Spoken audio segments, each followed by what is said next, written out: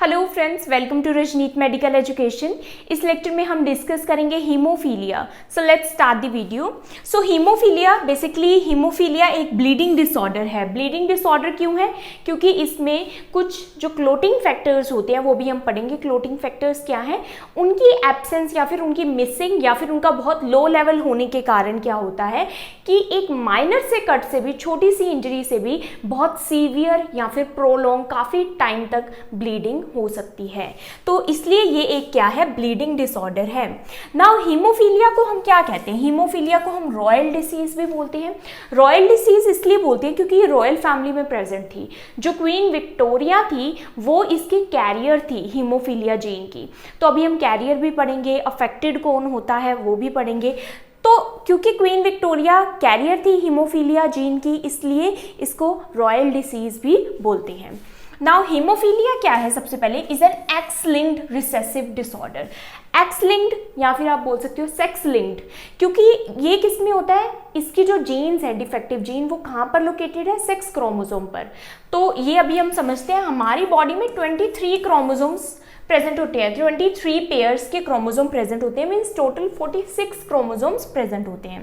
अब ये 23 पेयर्स में से 22 पेयर्स किसके होते हैं? ऑटोसोमल क्रोमोसोम के होते हैं। एंड जो 1 पेयर होता है वो किसका होता है? सेक्स क्रोमोसोम का होता है, जिसमें अगर तो मेल है तो उसमें एक्स और वाई क्रोमोसोम प्रेजेंट होगा, और अगर फीमेल है तो उसमें x and x chromosome present होगा। इसलिए हम इसको क्या बोलते हैं? सेक्स लिंक्ड रिसेसिव डिसऑर्डर बोलते हैं। या फिर अब एक्स लिंक्ड क्यों बोल रहे हैं, वाई लिंक्ड क्यों नहीं बोल रहे? अब एक्स लिंक्ड इसलिए बोल रहे हैं क्योंकि ये जो हीमोफीलिया है इसमें क्या होता है, कुछ क्लोटिंग फैक्टर्स एब्सेंट होते हैं, मिसिंग होते हैं, या फिर उनका बहुत लो लेवल हो सकता है। तो अब वो जो क्लोटिंग फैक्टर्स को जो जीन्स कंट्रोल कर रहे हैं वो किस पर प्रेजेंट है? क्रोमोसोम एक्स पर प्रेजेंट है, ना कि क्रोमोसोम वाई पर प्रेजेंट है। तो क्योंकि वो जीन्स क्रोमोसोम एक्स पर प्रेजेंट है इसलिए इसको एक्स लिंक्ड रिसेसिव डिसऑर्डर बोलते हैं। अब यहां पर क्या होगा, देखो X Y and X X, female में एक्स एक्स है, मेल में एक्स वाई है। तो ये एक रिसेसिव डिसऑर्डर है। रिसेसिव का मतलब है कि जो H मीन्स जो डिफेक्टिव जीन है, सपोज मैं उसको H से इंडिकेट कर रही हूँ, हीमोफीलिया की डिफेक्टिव जीन्स, अब वो अगर एक ही क्रोमोसोम पर प्रेजेंट होगी, अगर फीमेल की बात करें तो उसमें 2 एक्स क्रोमोसोम है, अगर एक पर प्रेजेंट होगी तो वो वाली जो फीमेल है वो उससे अफेक्टेड नहीं होगी, वो क्या होगी? कैरियर होगी। मीन्स वो कैरी कर रही है उस डिफेक्टिव जीन को। ओके, तो वो खुद से वो अफेक्टेड नहीं है, खुद से उसको सिम्टम शो नहीं हो रहे। यूजुअली ऐसा ही होता है। तो अगर हम बोलें कि रिसेसिव का मतलब क्या है, रिसेसिव का मतलब है कि अगर एक डिफेक्टिव जीन प्रेजेंट है एक एक्स क्रोमोसोम पर तो वो अपने आप को शो नहीं करेगी। तो दोनों एक्स पर क्या होनी चाहिए? डिफेक्टिव जीन होगी, तभी वो जो फीमेल होगी वो क्या होगी? डिफेक्टेड होगी। मीन्स उसको हीमोफीलिया देन कंडीशन होगी। अगर एक पर प्रेजेंट है तो वो क्या है? कैरियर है, जस्ट उसको कैरी कर रही है। तो इसलिए इसको रिसेसिव बोला गया है कि दोनों में प्रेजेंट होगी तभी वो शो होगा। डोमिनेंट का मतलब क्या होता है कि अगर एक एक्स पर भी प्रेजेंट होती तो भी वो हीमोफीलिया कंडीशन होती, तो वो कैरियर नहीं होती। तो इसलिए ये रिसेसिव है, दोनों क्रोमोसोम पर जीन्स होनी चाहिए तभी वो क्या बनेगा? हीमोफिलिक पेशेंट बनेगा। अब मेल के केस में क्या है? एक एक्स क्रोमोसोम है एंड एक वाई क्रोमोसोम है, दोनों एक्स नहीं है। अब यहाँ पर तो चांस ही नहीं है कि दोनों एक्स पर हो, क्योंकि एक्स तो एक ही है। तो यहाँ पर तो एक भी एक्स क्रोमोसोम में अगर जीन्स डिफेक्टिव हैं, हीमोफिलिक जीन्स हैं, तो वो मेल क्या होगा? सीधा अफेक्टेड होगा, वो कैरियर नहीं होगा, क्योंकि ये एक्स क्रोमोसोम पर ही तो इसकी जीन्स प्रेजेंट होती है। तो यहाँ पर तो 2 है ही नहीं। अगर 2 होते तो एक बेचारा तो डिफेक्टिव है तो दूसरा बेचारा काम कर लेता थोड़ा बहुत। ऐसे ये ऐसे समझ लो जैसे कि 2 वर्कर हैं, तो अगर एक बीमार है तो दूसरा तो काम करेगा ही ना। लेकिन यहाँ पर क्या है? यहाँ पर तो एक एक्स है दूसरा वाई है, तो यहाँ पर जो एक्स क्रोमोसोम है वो डिफेक्टिव है। अब तो कंडीशन क्या होगी? अफेक्टेड ही होगी। तो मेल ये कौन सा होगा? अफेक्टेड मेल होगा। तो आई होप आपको ये जो कॉन्सेप्ट है वो समझ आया हो, एक्स लिंक्ड या फिर सेक्स लिंक्ड रिसेसिव डिसऑर्डर का। नाउ ये क्या है? इनहेरिटेड डिसऑर्डर है। इनहेरिटेड मीन्स ये जो जीन्स है एक फैमिली से दूसरी फैमिली में क्या करती है? रन करती हैं। That impairs the body's ability to control blood clotting और कोगुलेशन। तो इसमें क्या होता है कि जो ब्लड क्लोटिंग है या फिर कोगुलेशन का जो प्रोसेस है वो अफेक्ट होता है। अभी हम डिटेल में सब कुछ देखेंगे स्टेप बाय स्टेप कि कैसे होता है। So it is caused by mutations in genes. तो जीन्स में म्यूटेशन, जीन्स में चेंजेस के कारण that encode specific proteins called clotting factors. तो जो क्लोटिंग फैक्टर्स को जो जीन्स कंट्रोल कर रही हैं, उन जीन्स में क्या हो गया है, म्यूटेशन या फिर चेंज के कारण क्या हो रहा है कि क्लोटिंग पर असर पड़ रहा है। क्योंकि ये जो क्लोटिंग फैक्टर्स हैं, ये हमने प्रीवियस वीडियो में बहुत डिटेल में इसको एक्सप्लेन किया है। तो ये क्लोटिंग फैक्टर्स बहुत इंपॉर्टेंट है किसके लिए, ब्लड क्लोटिंग के लिए। अगर ये क्लोटिंग फैक्टर्स में से कोई भी क्लोटिंग फैक्टर एब्सेंट होगा, तो क्योंकि एक clotting factor then next clotting factor को एक्टिवेट करता है, देन नेक्स्ट, तो ये क्या होता है, क्लोटिंग कैस्केड होता है। लेकिन अगर एक भी एब्सेंट है तो नेक्स्ट क्लोटिंग फैक्टर एक्टिवेट नहीं होगा और जो क्लोटिंग का जो प्रोसेस है वो आगे इनिशिएट नहीं होगा, वहीं स्टॉप हो जाएगा। एंड जो स्टेबल क्लोट है लास्ट में, जो फिब्रिन का क्लोट बनता है, वो नहीं बन पाएगा। इसलिए क्लोटिंग फैक्टर्स के एब्सेंट होने से क्या होता है कि क्योंकि जो जीन्स हैं जो इनको कंट्रोल कर रही हैं उनमें चेंज आ गया है, तो क्लोटिंग फैक्टर्स क्या हो जाएगा, उनमें भी चेंज आ जाएगा। या तो वो एब्सेंट होंगे या फिर उनका लेवल बहुत ज़्यादा लो होगा। तो इससे क्या होता है, ब्लड क्लोटिंग नहीं होती। द लो लेवल्स और complete absence of clotting factors lead to prolong bleeding episodes even from minor injuries. तो अगर इन जीन्स में चेंज आ गया तो या तो ये क्लोटिंग फैक्टर कंप्लीटली एब्सेंट होंगे या फिर इनका बहुत ज़्यादा लो लेवल होगा। और अगर ऐसा होता है तो क्लोटिंग नहीं होगी। तो अगर छोटा सा भी कट लगेगा सीवियर केसेस में तो क्या होगा कि प्रोलॉन्ग ब्लीडिंग होगी। It affects only mails. तो यहाँ पर ये इंपॉर्टेंट पॉइंट है कि ये मेल्स को अफेक्ट करता है। फीमेल्स यूजुअली क्या होती है, कैरियर होती हैं। क्योंकि मैंने आपको क्या बताया यहाँ पर कि फीमेल के पास 2 एक्स क्रोमोसोम है और एक अगर डिफेक्टिव है तो दूसरा क्या है, उसको बचा लेगा, दूसरा कॉम्पनसेट कर लेगा। क्योंकि दूसरा थोड़ा बहुत काम तो करता ही रहेगा ना क्लोटिंग, उसके पास तो कुछ क्लोटिंग फैक्टर्स हैं नॉर्मल जो कि क्लोटिंग कर सकेंगे। लेकिन मेल बेचारा, इसके पास तो एक ही एक्स है, दूसरा एक्स है ही नहीं कॉम्पनसेट करने के लिए, वाई है दूसरा तो लेकिन ये जो जीन्स है वो एक्स क्रोमोसोम पर प्रेजेंट होती है जो कि इन फैक्टर्स को कंट्रोल करती हैं। तो अगर यही एक्स क्रोमोसोम डिफेक्टिव हो गया तो बेचारा मेल अफेक्टेड होगा, इसलिए मेल्स इसमें अफेक्टेड होते हैं। अभी हम एक केस पढ़ेंगे जो कि एक्सट्रीमली रेयर है, जिसमें फीमेल भी अफेक्टेड हो सकती है, लेकिन वो एक्सट्रीमली रेयर है, वो भी हम देखेंगे कैसे। अब इसके टाइप्स बहुत इंपॉर्टेंट है। ये बेसिकली तो 2 टाइप का होता है, जो कॉमन इसके टाइप हैं वो क्या है, haemophilia A and haemophilia B. अब हीमोफीलिया ए ये क्या है, इसको क्लासिकल हीमोफीलिया भी बोलते हैं। इसमें कौन सा क्लोटिंग फैक्टर एब्सेंट होता है, देखो जो क्लोटिंग फैक्टर्स हैं वो टोटल कितने हैं, 12 हैं।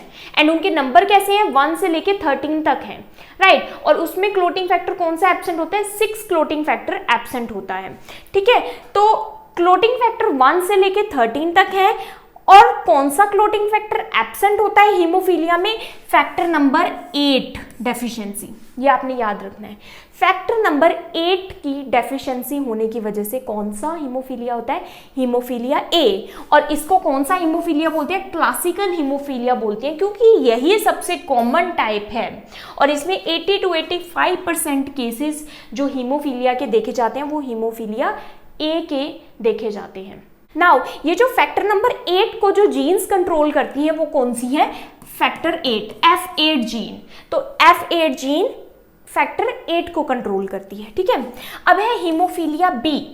हीमोफीलिया बी में कौन सा फैक्टर की डेफिशिएंसी होती है, फैक्टर नंबर 9 की। और इस फैक्टर नंबर 9 को हम क्या बोलते हैं, क्रिसमस फैक्टर बोलते हैं, इसलिए इसको क्रिसमस डिसीज भी बोलते हैं। क्रिसमस इसलिए इसका नाम पड़ता है क्योंकि ये जो पेशेंट था उनका नाम क्रिसमस था, तो इन पेशेंट में ये देखा गया था हीमोफीलिया बी, इसलिए इसको क्रिसमस डिसीज बोला गया है। और ये कौन सा फैक्टर है, क्रिसमस फैक्टर, यानी कि फैक्टर नंबर 9। और इस फैक्टर को कौन से कंट्रोल करती हैं jeans, F9। F9 gene factor number 9 को कंट्रोल करती हैं, F8 जीन फैक्टर नंबर 8 को कंट्रोल करती हैं। एंड ये इससे लेस कॉमन है, इसके 15 to 20% जो केसेस होते हैं वो हीमोफीलिया बी के होते हैं। अब जो रॉयल फैमिली थी क्वीन विक्टोरिया में, उनमें हीमोफीलिया बी प्रेजेंट था, हीमोफीलिया बी की वो कैरियर थी। अब ये तो कॉमन टाइप्स हैं, उसके बाद थोड़े और टाइप भी हैं जो कि रेयर है, दैट इज हीमोफीलिया सी। वैसे तो हीमोफीलिया कंडीशन ही रेयर है, ये 10,000 में से एक मेल में देखी जाती है। हीमोफीलिया सी ये क्या है, माइल्डर फॉर्म है, और ये किसकी डेफिशिएंसी से होता है, क्लोटिंग नंबर 11। जो क्लोटिंग फैक्टर 11 है उसकी डेफिशिएंसी की वजह से ही होता है। ये इससे थोड़ा डिफरेंट है। ये दोनों क्या है, ये दोनों सेक्स लिंक्ड रिसेसिव डिसऑर्डर है, लेकिन हीमोफीलिया सी क्या है, ऑटोसोमल रिसेसिव डिसऑर्डर है। मींस इसकी जो जीन्स है जो कि फैक्टर 11 को कंट्रोल करती है वो ऑटोसोमल क्रोमोसोम्स पर प्रेजेंट होती हैं। Meaning it can affect both male and female equally, क्योंकि इसमें जो सेक्स लिंक्ड रिसेसिव डिसऑर्डर्स है इसमें तो क्या है, मेल में XY है, फीमेल में XX है, लेकिन ऑटोसोमल क्रोमोसोम तो दोनों में सेम होते हैं, मेल एंड फीमेल में भी, इसलिए मेल एंड फीमेल दोनों को इक्वली अफेक्ट कर सकता है haemophilia C. A person must inherit 2 copies of defective gene, लेकिन क्योंकि ये भी रिसेसिव डिसऑर्डर है इसलिए दोनों पेरेंट्स से जब डिफेक्टिव जीन आएगी तभी सिम्टम शो होंगे, तभी वो जो पर्सन है वो अफेक्टेड होगा। एक्वायर्ड हीमोफीलिया, एक्वायर्ड हीमोफीलिया क्या होता है, एक्वायर्ड का मतलब है कि ड्यूरिंग लाइफ टाइम, अपनी जिंदगी में वो एक्वायर्ड करता है उसको, लेकिन इसका कोई भी रिलेशन नहीं है जेनेटिक या फिर इनहेरिटेड, ये नहीं है इसका कोज। ये कब होता है, ये बेसिकली जो ऑटो इम्यून कंडीशंस होती हैं, वो ऑटो इम्यून कंडीशंस क्या करती है, पर्सन की बॉडी में जो एंटीबॉडीज बनती हैं वो खुद के ही क्लोटिंग फैक्टर पर अटैक करने लग जाती हैं। तो इसमें क्या होता है, it occurs when body forms antibodies that attack one और मोर क्लोटिंग फैक्टर्स। जो बॉडी में जो एंटीबॉडीज बन रही है वही खुद के ही क्लोटिंग फैक्टर को अटैक करती है, और कॉमनली कौन सा क्लोटिंग फैक्टर अफेक्ट होता है, क्लोटिंग फैक्टर नंबर 8, और ये यूजुअली ओल्ड एज को अफेक्ट करती है। तो कॉमन इसके टाइप क्या है, haemophilia A and haemophilia B, they both are कौन से डिसऑर्डर हैं ये दोनों, सेक्स लिंक्ड रिसेसिव डिसऑर्डर, या फिर आप बोल सकते हो एक्स लिंक्ड रिसेसिव डिसऑर्डर, क्योंकि ये एक्स क्रोमोसोम पर इनकी जीन्स पाई जाती हैं।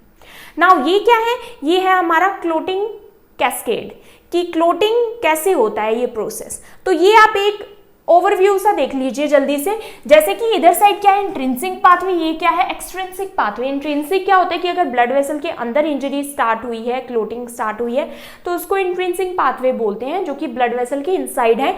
एक्सट्रिंसिक मीन्स आउटसाइड, मीन्स अगर बाहर से कोई इंजरी होती है जिसमें टिश्यूज भी इन्वॉल्व होती हैं, जैसे कि बाहर से चोट लगी है तो उसमें टिश्यू पहले इंजर्ड होते हैं, तो इसमें टिश्यू फैक्टर इन्वॉल्व होते हैं, इसलिए इसको एक्सट्रिंसिक पाथवे कहते हैं। अब देखो यहाँ पर मैं पूरा प्रोसेस नहीं समझा रही, क्योंकि मैंने प्रीवियस वीडियोस में ये अच्छे से एक्सप्लेन किया हुआ है, जस्ट मैं आपको बता रही हूँ कि कौन से क्लोटिंग फैक्टर कहाँ पर इन्वॉल्व होते हैं। तो देखो 12 क्लोटिंग फैक्टर से 12A बना, 11 से 11A बना, ठीक है। ए का मतलब है एक्टिवेटेड, तो 12A किसको एक्टिवेट करता है, फैक्टर 11 को, और फैक्टर 11 किस में एब्सेंट था, हीमोफीलिया सी में, इसलिए इसको एंटी हीमोफिलिक फैक्टर भी बोलते हैं, ठीक है। अब फैक्टर 11A किसको एक्टिवेट करता है, फैक्टर 9 को फैक्टर 9A में एक्टिवेट करता है, ठीक है।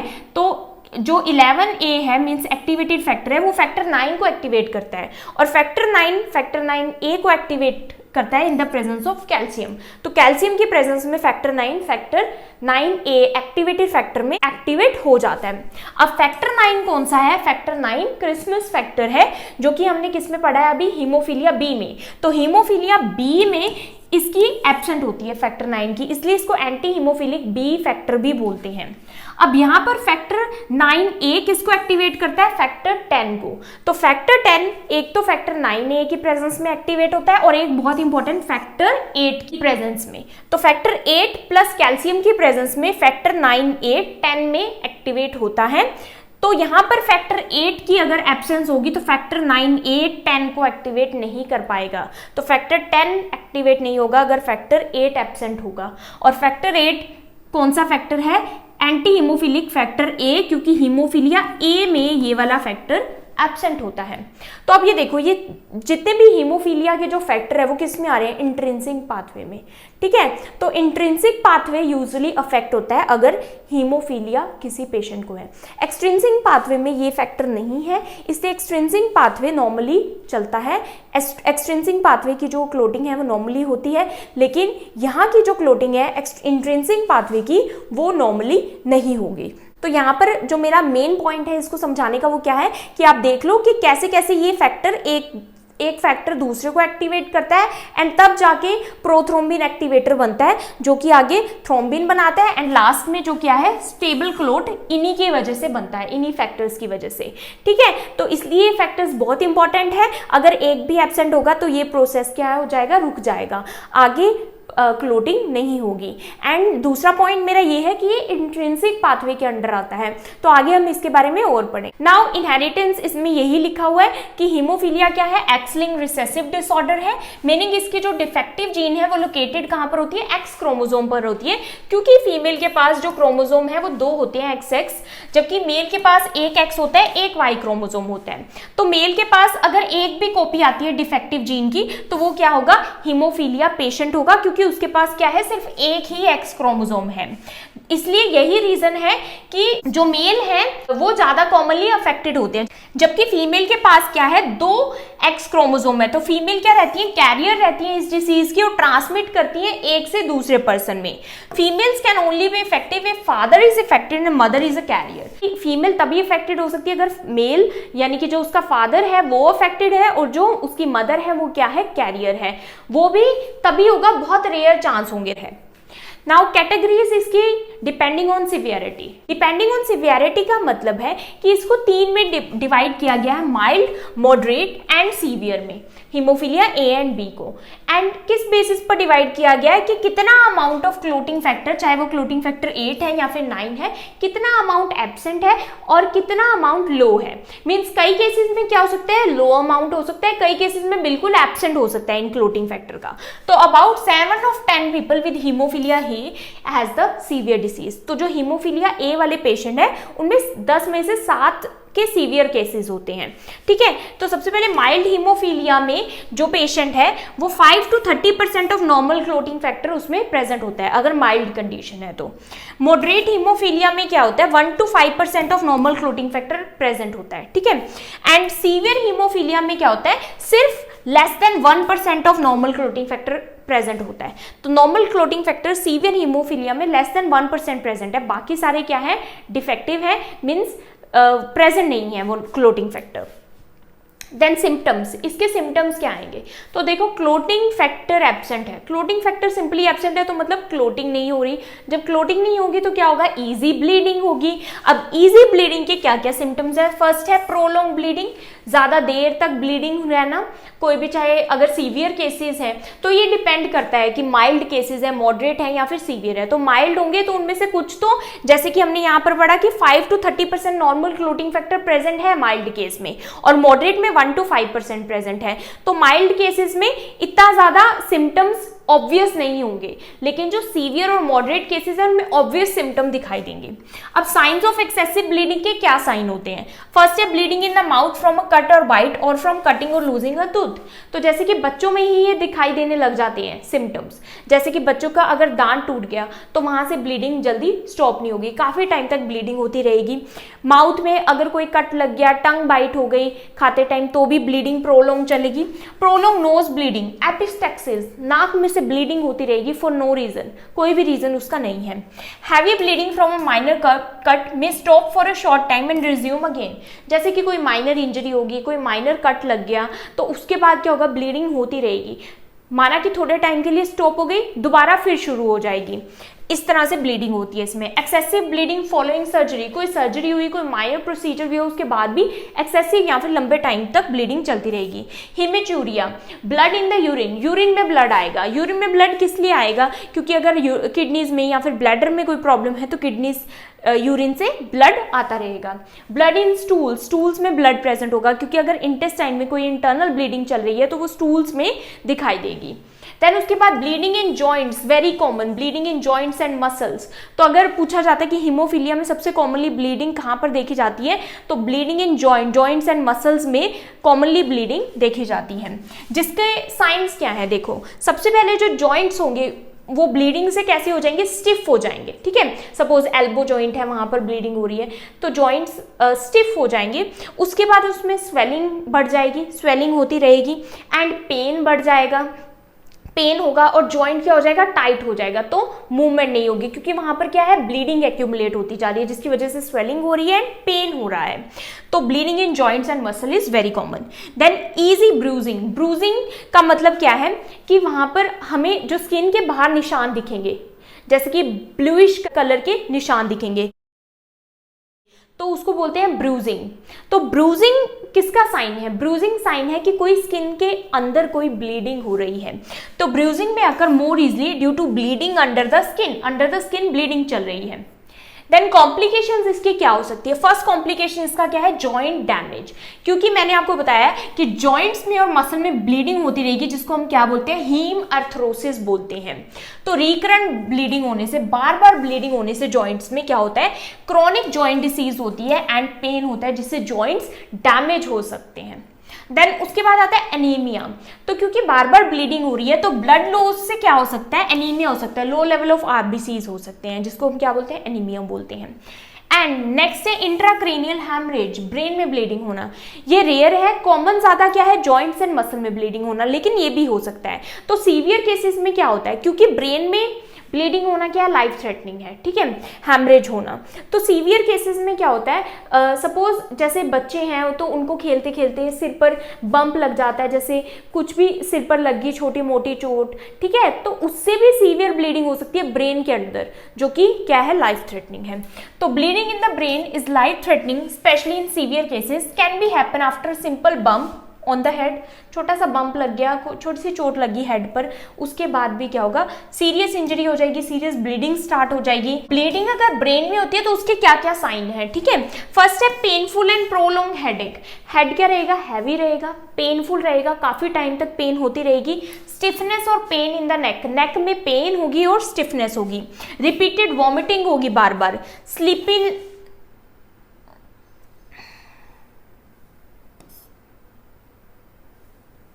स्लीपीनेस और चेंजेस इन बिहेवियर, ठीक है, पर्सन क्या रहेगा? ज्यादा ड्राउजी रहेगा और उसका जो बिहेवियर है वो चेंज रहेगा। सडन वीकनेस और क्लमजीनेस ऑफ द आर्म्स और लेग्स और प्रॉब्लम वॉकिंग। क्या होगा कि अगर ब्रेन में हैमरेज हुई है, ब्रेन में ब्लीडिंग चल रही है, ठीक है, तो क्या होगा? सडनली जो बॉडी का जो पार्ट है, जैसे कि कोई आर्म है या फिर कोई लेग है, वो उसमें क्लमजीनेस आ जाएगी, बिल्कुल वीकनेस आ जाएगी, जैसे कि पैरालाइज में होता है। देन स्लर्ड स्पीच, स्पीच में प्रॉब्लम आएगी, बोलने में प्रॉब्लम आएगी, डबल विजन दिखाई देने लग जाएगा, कन्वर्जन्स और सीजर्स भी हो सकते हैं। अब डायग्नोस्टिक टेस्ट कैसे करेंगे? क्योंकि ये फैमिली में रन होता है, ठीक है, तो सबसे पहले फैमिली हिस्ट्री पूछेंगे, और अगर पॉजिटिव फैमिली हिस्ट्री है तो जेनेटिक टेस्टिंग करेंगे।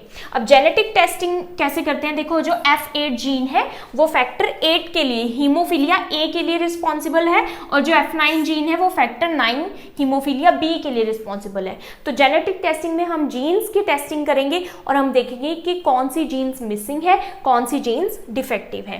Then prenatal testing, prenatal testing means जो प्रेग्नेंट मदर है तो उनकी हम टेस्टिंग कर सकते हैं। कैसे कर सकते हैं? जैसे कि जो प्लेसेंटा है उसका कुछ सैंपल लेके उसकी जेनेटिक टेस्टिंग कर सकते हैं, जिसको हम क्या बोलते हैं? कोरियोनिक वायरस सैम्पलिंग, CVS, या फिर एमनियोटिक फ्लूइड का सैंपल ले सकते हैं, जिसको क्या बोलते हैं? एमनियोसेंटेसिस बोलते हैं।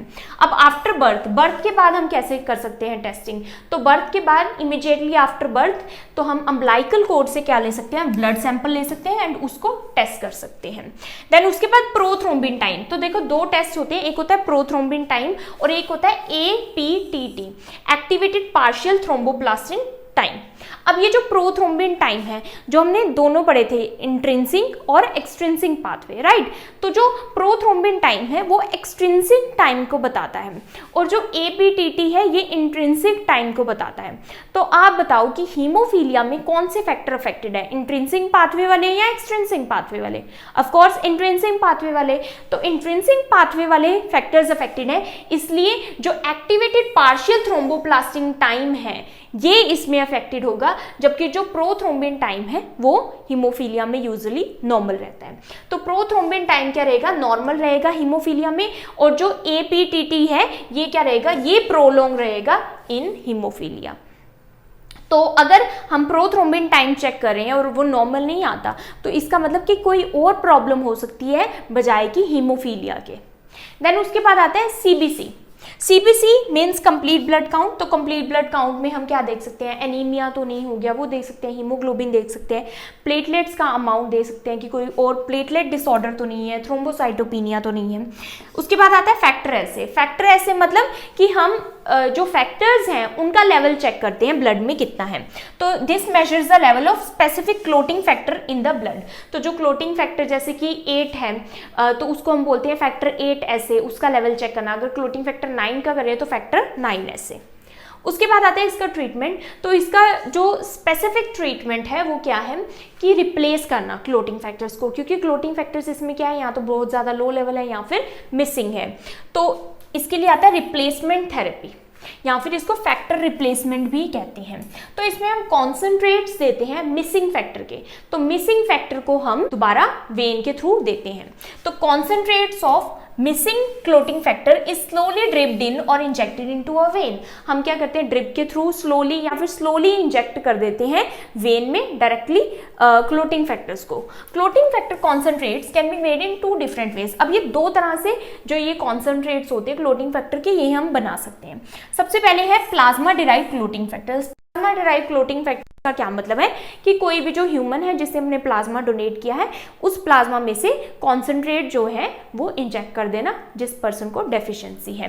Clotting factor concentrates can be made from the plasma of donated human blood that has been screen. ठीक है, जो भी ह्यूमन ब्लड ने ह्यूमन ने डोनेट किया प्लाज्मा को, वो वहाँ से हमने क्लोटिंग फैक्टर ले लिए एंड पेशेंट को इंजेक्ट कर दिया।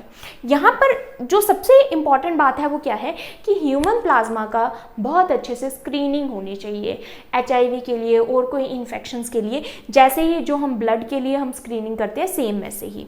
सो नेक्स्ट मेथड है रिकॉम्बिनेंट क्लोटिंग फैक्टर्स। तो फर्स्ट था प्लाज्मा डिराइव्ड क्लोटिंग फैक्टर्स। इसमें हमने प्लाज्मा से क्लोटिंग फैक्टर्स लिए थे जो कि डोनेटेड प्लाज्मा था। रिकॉम्बिनेंट क्लोटिंग फैक्टर्स में हम प्लाज्मा से नहीं लेते, इसमें हम नेम से क्लियर है रिकॉम्बिनेंट DNA टेक्नोलॉजी से हम जो क्लोटिंग प्रोटीन्स हैं उनको बनाते हैं। ठीक है, अब ये जो क्लोटिंग प्रोटीन्स हैं इनको कंट्रोल कौन कर रहा है, इनको एनकोड कौन कर रहा है, जीन्स। तो जैसे कि जो F8 जो कि हीमोफीलिया A में मिसिंग होता है, F8 क्लोटिंग फैक्टर, उस क्लोटिंग फैक्टर को F8 जीन कंट्रोल कर रहा है। ऐसे ही जो फैक्टर 9 है जो कि हीमोफीलिया B में एब्सेंट है, उसको कौन एनकोड कर रहा है, F9 जीन एनकोड कर रहा है। तो इसमें बेसिकली हम कैसे प्रोड्यूस करते हैं क्लोटिंग फैक्टर्स या फिर क्लोटिंग प्रोटीन्स को, कि ये जो जीन्स हैं ये हम इंसर्ट कर देते हैं किसमें, होस्ट सेल्स में। होस्ट सेल्स जैसे कि बैक्टीरिया ले लो फॉर एग्जाम्पल। अब इस बैक्टीरिया को हम देन क्या करेंगे, कल्चर करेंगे।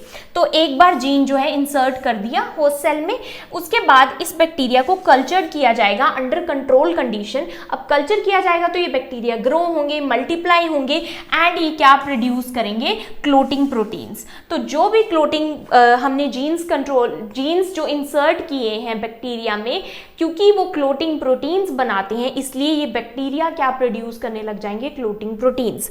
अब इन क्लोटिंग प्रोटीन्स को हम क्या कर लेंगे, आइसोलेट कर लेंगे, प्यूरिफाई कर देंगे from the culture medium and then हम ये इंजेक्ट करेंगे किसमें, जो हीमोफिलिक पेशेंट है।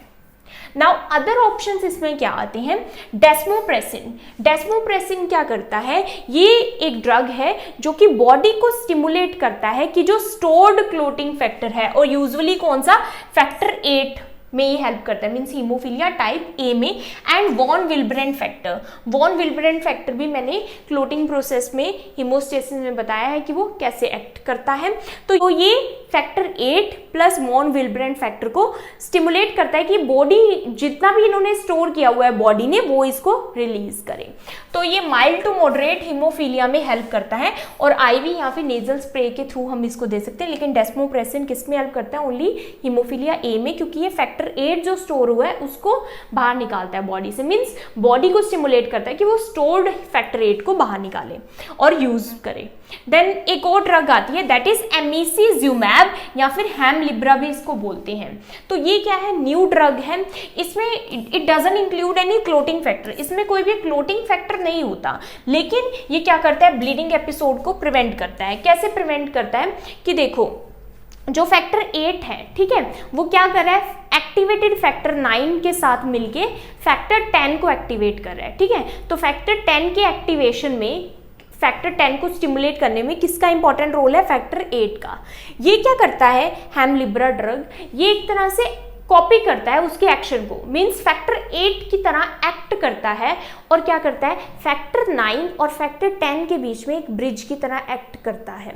लेकिन ये क्या है, खुद क्लोटिंग फैक्टर नहीं है, ये बस उसकी कॉपी करता है। तो ये एक न्यू ड्रग है और इससे क्या रहता है कि आगे का जो मैकेनिज्म है वो चलता रहता है।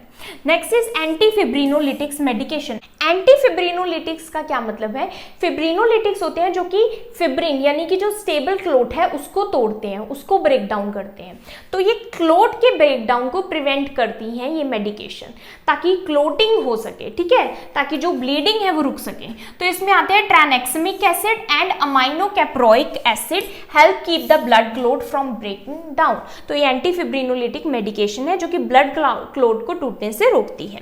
देन उसके बाद आता है जीन थेरेपी। जीन थेरेपी क्या है कि जो जेनेटिक म्यूटेशन हुई है, जो जीन्स में चेंजेस आए हैं, उन डिफेक्ट को ठीक करना, तो दैट इज जीन थेरेपी, या फिर न्यू जीन्स को इनकॉर्पोरेट करना। तो ये अभी क्या है, एक सक्सेसफुल ट्रीटमेंट नहीं है, तो अभी ये यूज में नहीं आया है, लेकिन इस पर रिसर्च चल रही है।